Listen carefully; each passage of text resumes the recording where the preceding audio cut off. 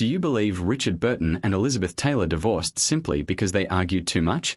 If that's what you've heard, then you were given only the safest version of the story.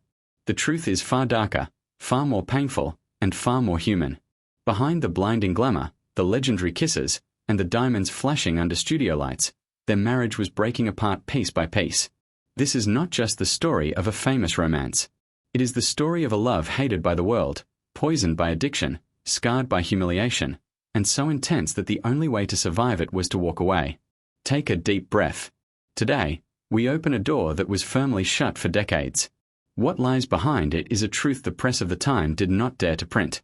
A love despised by the world. Rome, 1962. A summer so hot it felt like it could burn the skin. Imagine standing inside Italy's Cinecittà studios, where the air hangs heavy with sweat, ambition, and money. This was the set of Cleopatra, the most expensive film ever made at that time. But history would later reveal that the costliest thing created there wasn't the movie itself. It was a love story that would shock the world for the next 20 years. On one particular morning, Richard Burton stepped onto the set looking utterly broken. The proud Welsh actor, known for a voice as rich as velvet, was shaking uncontrollably. Not from fear of playing Mark Antony, but from the brutal hangover left behind by the night before. His hands trembled so badly he couldn't even steady a coffee cup. Then Elizabeth Taylor arrived. She was Hollywood royalty, the first woman in history paid $1 million for a role. When she noticed Burton struggling, she didn't laugh or look away. Instead, she gently lifted the cup and held it to his lips. In that quiet moment, her violet eyes met his exhausted blue ones, and something explosive ignited. This was not a soft, innocent attraction. It was a collision. Burton, famous for arrogance and sharp wit, murmured the most awkward line imaginable. "Has anyone ever told you that you're a very pretty girl?" To Elizabeth, trapped in a joyless marriage to Eddie Fisher, those words were intoxicating. A sweet poison.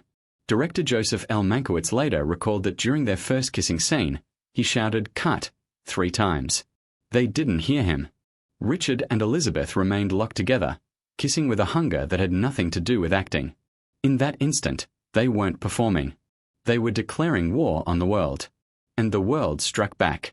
At the time, Burton had a wife, Sybil Burton, a patient woman left watching her family collapse. Elizabeth Taylor had a husband. Their affair wasn't just scandalous, it openly defied the moral code of the early 1960s. This was the moment the modern paparazzi was born. Photographers hid in bushes, climbed trees, and stalked yachts near Ischia, desperate to capture proof of Liz and Dick together. When those photos were published, the story stopped being gossip.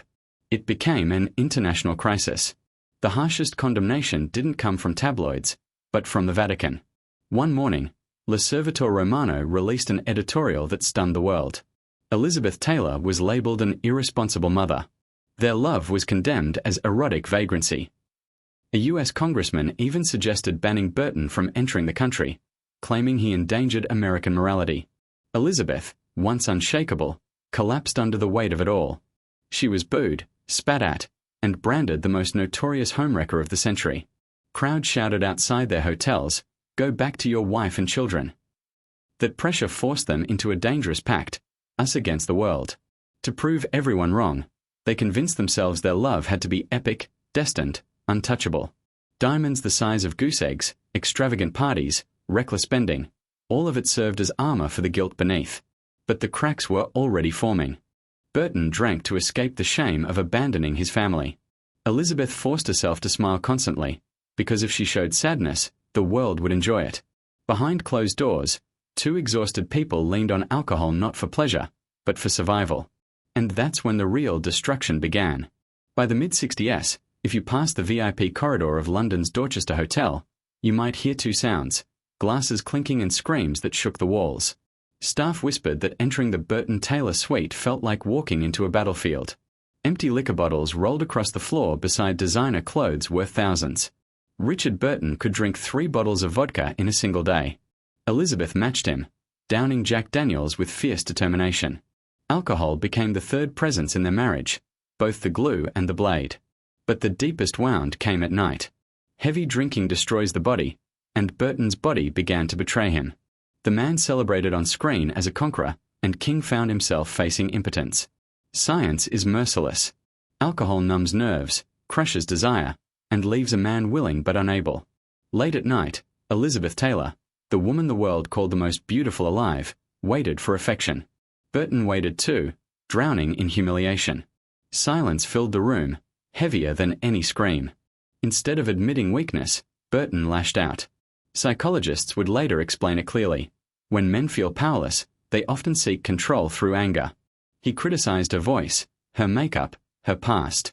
Elizabeth fought back, sometimes striking directly at his deepest fear. The cycle was vicious and unending. Drink to forget, fail in bed, feel shame, start a fight, drink again. Drugs entered quietly. Painkillers for Elizabeth's back. Sleeping pills for Burton's restless nights. Mixed with alcohol, they turned arguments into chaos. Some mornings, they woke to bruises and shattered glass, unable to remember what happened. As years passed, Elizabeth stared into mirrors and saw the cost of excess. Her body changed. Her face swelled. Burton, aging and bitter, began using her appearance as a weapon, mocking her weight in drunken cruelty, even in front of friends. To restore his wounded ego, Burton sought younger women. He didn't hide it. He flaunted it. Elizabeth retaliated with flirtation of her own. Their marriage became a battlefield of betrayal. The world sighed in relief when they divorced in 1974. But the story didn't end. In 1975, less than a year later, they remarried in a remote village in Botswana. Why return to such pain? Because no one else understood them. They were addicts, not just to alcohol, but to each other. The second marriage was worse.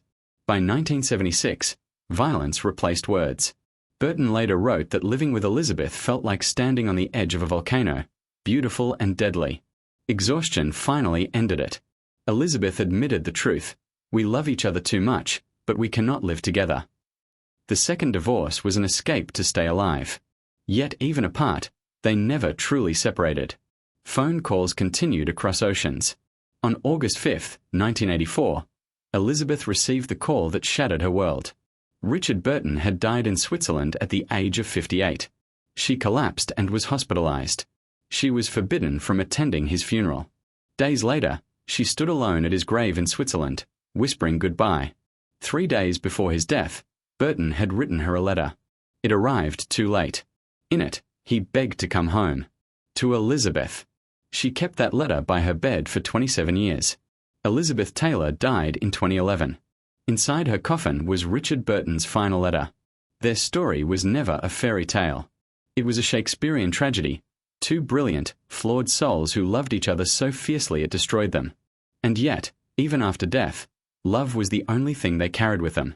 So tell me, is a love that consumes two people something to avoid, or something worth living once in a lifetime? Leave your thoughts below. And don't forget to like and subscribe as we continue uncovering the darkest truths of Hollywood's golden age.